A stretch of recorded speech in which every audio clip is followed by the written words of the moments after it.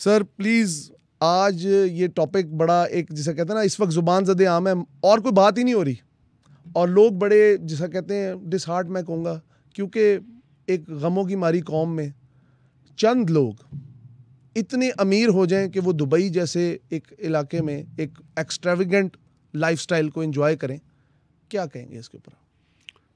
पाकिस्तान बना ही इसी काम के लिए था। हाँ, पहले दिन से पाकिस्तान के हवाले से यही बातें निकलना शुरू हो गई कि पाकिस्तान में जो इन्फ्लुएंशियल लोग होते हैं, जो असर रसूख रखने वाले लोग होते हैं, जिनके रेफरेंसेस होते हैं, जिनके कॉन्टैक्ट्स होते हैं जी, ये मुल्क बना ही उनके लिए। जब जब जिसको मौका मिलता है, जिस जगह पर वो आता है, जो पोजीशन उसको मिलती है, जहाँ पे मौके मिलें जी, फ़ायदा उठाता है।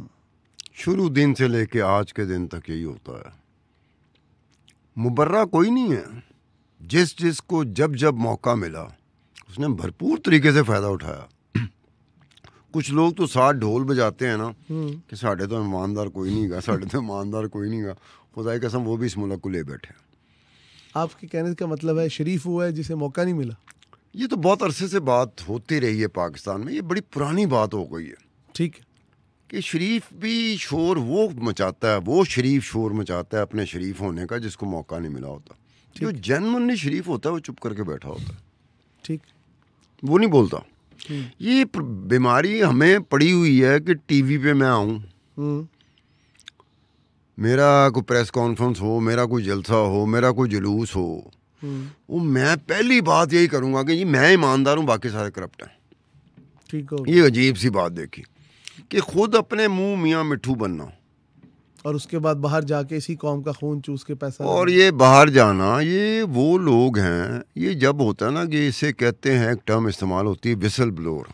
जी, विसल ब्लोअर वो होता है जो कहीं बैठा होता है, काम कर रहा होता है, उसको मौका मिलता है तो पूरे का पूरा रिकॉर्ड जो है ना वो लीक कर देता है किसी ऐसे इदारे को जिन्होंने उन चीज़ों को पब्लिश करना होता है। ठीक हो गया। तो विसल ब्लोअर की टर्म जो चली ना, उस बाद में दुनिया में अगर किसी के लिए रिस्पेक्ट का वॉल्यूम, बिल्कुल, मैस स्केल का, जी, पूरी दुनिया में मैस स्केल का कोई रिस्पेक्ट का वॉल्यूम आया तो विसल ब्लोअर के लिए आया था, जो अंदर की चीज़ लीक करता है, जहाँ से हमें पता लगता है कि जड़ा ईमानदार सी ढंडोरा पाई जाता सी और असल करतूतां दे है गई। सही सही, ठीक है ना। जब तक पता ना चले तब तक तो आप कहते हैं कि यार मुझे पता नहीं है इस चीज़ का, मैं क्या कह सकता हूं। Not sure. जब चीज़ आ जाए तो फिर बंदा उसी को देख रहा होता था, यार तू तो बड़ा रौला पाया सी कि तू बड़ा शरीफ आदमी है, बड़ा नेक आदमी है, बड़ा ईमानदार आदमी है। एक ही कीता ही दुबई में प्रॉपर्टी हो या किसी और मुल्क में प्रॉपर्टी, जी, सिर्फ फ़र्क ये होता है कि दुबई में उन लोगों की प्रॉपर्टी भी है जिनका जेन्युइनली जायज़ ज़राए आमदनी है। ऐसे हैं, कई हैं। अब पाकिस्तान से जिन लोगों ने प्रॉपर्टी दुबई में ली है जी, उसमें दो तीन चीज़ें ज़रूर देखनी पड़ती हैं कि क्या पाकिस्तान से उसने जायज़ ज़राए से पैसे कमाए, तो क्या पाकिस्तान से जब वो पैसा बाहर गया है जी, तो स्टेट बैंक ऑफ पाकिस्तान या बाकी जो इदारे हैं जी, उनकी कॉन्सेंट से गए हैं, क्योंकि प्रोसीजर होता है हर एक चीज़ का बिल्कुल ऐसे कि अगर मैंने इस मुल्क से पैसा बाहर लेके जाना उसका प्रोसीजर है। ऐसे, अगर उस प्रोसीजर को मैं कंप्लीट कर लेता हूँ, जी, उसके मुताबिक चलता हूँ, तो मेरे पे कोई हर्ज नहीं है कि यार ये प्रोसीजर पूरा कंप्लीट करके इसने दुबई में प्रॉपर्टी ली है। लीगल ग्राउंड सारी क्लियर ठीक है। अब अगर दुबई में रहते हुए या बाहर के किसी मुल्क में रहते हुए जी, आपने प्रॉपर्टी ली जी, और पैसा आपने वहीं पे कमाया, तो वहाँ की टैक्सेशन अथॉरिटीज़ जो होती हैं उनके पास चेक करना पड़ेगा ये टैक्स देता रहा है। अगर वो टैक्स देता रहा है तो ठीक है, जेन्युइन लीगल है। ठीक है। उसके अलावा जो प्रॉपर्टी ज़्यादातर हमारे जैसे मुल्क के हिस्से में आती हैं, जी, खुदा की कसम यहाँ पे भी नहीं पता चलेगा कि जायज़ ज़राए आमदनी थे। जी, और इतनी वॉल्यूम, आमदनी का इतना बड़ा वॉल्यूम सर, और 11.5 अरब डॉलर जब ये लेके जाते हैं जी, तो जाने का जो तरीका बताया गया है, जो रूल्स हैं, जो रेगुलेशन है, जो प्रैक्टिस है, उसके मुताबिक इन्होंने किया या मुंह चूकिया ना। रास्ते तो बड़े होते हैं बिल्कुल ऐसे, पाकिस्तान में। इन्फ्लुएंशियल बंदे के लिए, असर रसूख रखने वाले के लिए, कॉन्टैक्ट्स रखने वाले के लिए, रेफरेंसेस रखने वाले के लिए जी, बहुत सारे रास्ते होते हैं। आराम से वो पैसा बाहर लेके जा सकता है। उसके अलावा किसी को अपना पैसा पाकिस्तान से बाहर भिजवाना हो, लग पता जाएगा उन्हें, इतने चैनल्स हैं बीच में। भिजवा देगा। इलीगल तरीके से भिजवा देगा, लेकिन वो लग पता जाएगा, वो भलाई कहेगा खान साहब 6 जगह तो मैंने पैसे देने पे, इतने भी देने तू पैसा नाजायज़ राय से मैंने कमाया था, तो मैंने 6 जगह तो पैसे देने पे ने। तकलीफ बड़ी हुई, लेकिन चलो ठीक है, पैसा चला गया। जो हुक्मरान होता है या इन्फ्लुएंसर होता है, उसका पैसा तो ऐसे लगता है कि उसका पैसा गुजर रहा हो ना तो इदारों की आंखें बंद हो जाती हैं, ऑफिशियल्स की आंखें बंद होती हैं, जिनको इन ड्यूटी पे रखा जाता है, जैसे मेरी आंखें बंद नहीं, उनकी आंखें बंद हो जाती हैं। लेकिन सर मेरा जो क्वेश्चन है कि इस वक्त जो इसके अंदर नाम आ रहे हैं, उसमें हमारे मौजूदा सदर आसिफ जरदारी साहब की पूरी फैमिली का ही नाम है माशाल्लाह से, और उनके बच्चों के नाम है। अपेरेंटली कह रहे हैं कि जो बख्तावर भुट्टो जरदारी हैं उनके नाम का एक पूरा 88 मंजिला बिल्डिंग तक उनके नाम है, और नवाज शरीफ साहब के बेटे का, जिनका पहले पनामा लीक्स में भी नाम आया था, हुसैन नवाज साहब का, वो दोबारा से इसमें शामिल है। अच्छा, फिर आगे आप चलें तो आप खुर्शीद जील मेमन साहब, इवन बलूचिस्तान असम्बली जो कि हमारा एक नहायत ही पसमानदा सूबा है, उधर के कई सियासतदान जो इस वक्त लेजिस्लेटिव असम्बली के मेंबर्स हैं, उनके भी नाम उसमें शामिल पाए जा रहे हैं। तो मुझे नहीं लगता कि यहाँ पे कहीं भी कुछ शफाफ तरीके से प्रॉपर्टीज बनाई गई हैं। आप क्या कहते हैं? यार हमजा एक बात सुनो ना, पाकिस्तान में कोई निज़ाम या सिस्टम नहीं है।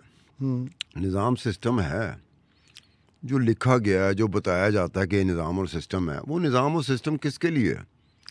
ਜਿਹੜਾ मारा जिदा कोई वाली वारस नहीं होता, वहाँ सिस्टम एक्टिव हो जाता है, वहाँ निज़ाम एक्टिव हो जाता है, वहाँ कानून एक्टिव हो जाता है। आम बंदा, बड़ा बंदा जो होता है ना, वो लगता है कानून भी सोता है, सिस्टम भी सोता है, निज़ाम भी सोया हुआ है।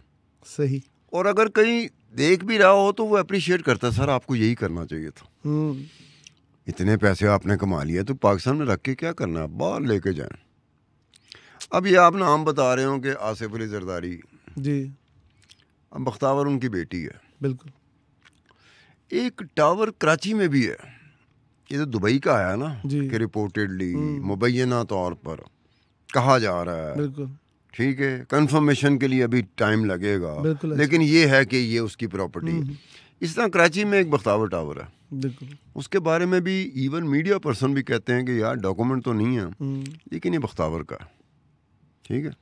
Just because of the name, या कोई होगी कोई ना कोई सोर्सेस? नहीं, वो पीछे कुछ करते हैं, लेकिन जो बड़ा आदमी होता है ना, वो इस तरह से नहीं करता कि मैं पहले हथे ही फड़े जाऊँ।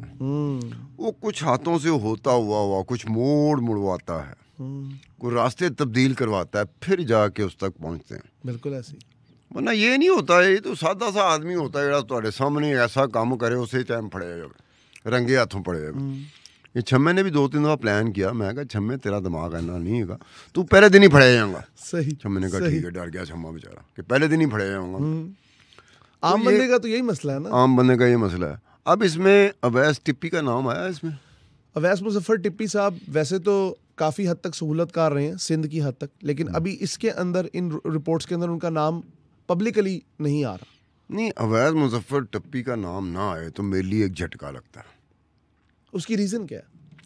उसके ये है कि कहा जाता है, लफ्ज़ में क्या इस्तेमाल कहा जाता है कि आसिफ अली जरदारी के मुंह बोले भाई, बिल्कुल मुंह बोले भाई। लेकिन बहुत सारे काम इस मुंह बोले भाई के ज़रिए हुए हैं जो कमाल के काम थे। क्या बात है, मुंह बोला भाई हो तो ऐसा हो। अगर मेरा कोई मुंह बोला भाई होगा तो अवैस मुजफ्फर टिप्पी की तरह का होगा। एक और चीज़, लेकिन मुझे इसमें कंफ्यूजन है कि आप कह रहे हैं कि अवैस मुजफ्फर टिप्पी का नाम इसमें नहीं है। वो हुआ ये कि मेरे पास भी ना कुछ सैकड़ों सफ़ात पर मुश्तमिल ऑफिशियल रिकॉर्ड दुबई प्रॉपर्टीज़ का 4-5 साल पहले से पड़ा हुआ है। मैं उसको सही तरह स्टडी नहीं कर पाया क्योंकि 8 कॉलम तो होते हैं। हाँ, वो बहुत ज़्यादा डिटेल है। अब उनको एक कॉलम को पढ़ो कि ये क्या है भाई, नाम लिखा है, बंदा है, पाकिस्तानी है, कहाँ रहता है, ये लिखा हुआ है, आगे है कि दुबई में इस जगह पे प्रॉपर्टी, तीसरा कॉलम, चौथा कॉलम, 5वां कॉलम, छठा कॉलम, 7वां कॉलम, 8वां कॉलम। तो बंदे को कन्फ्यूजन हो शुरू हो जाती है। उसमें होता है कि जो प्रॉपर्टी के काम को समझता है ना, वो बड़ी जल्दी उससे पिक कर लेगा कि इसका मतलब ये, इसका मतलब ये, इसका मतलब, ताकि पूरी अंडरस्टैंडिंग के साथ आप लोगों के सामने आए ना। सही। अब मैं यहाँ बैठा हूँ, मुझे खुद अंडरस्टैंडिंग मेरी कंप्लीट नहीं हुई तो मैं लोगों को जो सुनने वाला उसको भी कंफ्यूज करूंगा ना। हाँ, ऑब्वियसली। उन्होंने कहना है इन्होंने आप नहीं समझ आई पूरी तरह से, सानू की समझाएगा। ठीक है। तो वो एक चीज़ थी।